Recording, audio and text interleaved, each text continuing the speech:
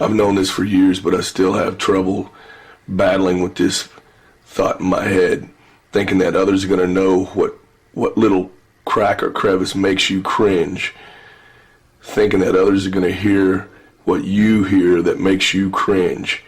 Well, little do we realize, it's hard to realize that what may sound like a squeaky, out of tune, fucking irritating violin to someone sounds like the most serene, beautiful tone of a fucking saxophone, beautifully in tune in the moonlight.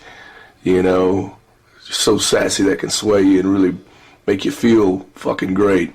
So what's a little imperfection to the man who made it might be the fucking one little thing that's always pointed out by one of my close friends like Johnny Biggs when we're jamming to a track, and he goes, points out this little squeal or this little quirk thing, and I'm like, oh, does that make you cringe too? No, that's the coolest thing. I never thought Mick Jagger was a great singer.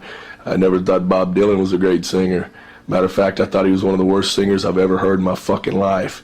And multi-millions later, you know, he gets his point across, and you feel his emotion, and how you going to get around that, you know? Maybe that's better than the greatest singer in the world, is to be able to get your message through to someone else through the actual way you sing it and feel it at that time. Guarantee he doesn't sit down all day and all night working his balls off over the coals trying to perfect some lyric, you know what I mean? If that's the case, if this is what it's come to in this day and age, why don't we all just sample our voices, our instruments, and our drums, and just put them in a fucking computer and type in the notes and fucking timing and everything that we want to play and just let it do the work for us? What? I mean, what the fuck? You know, that's why those old records were so fucking great back in the day. It's because there's no way that you could go back and Pro Tool it, slice it, dice it, do this and fix that and fix that.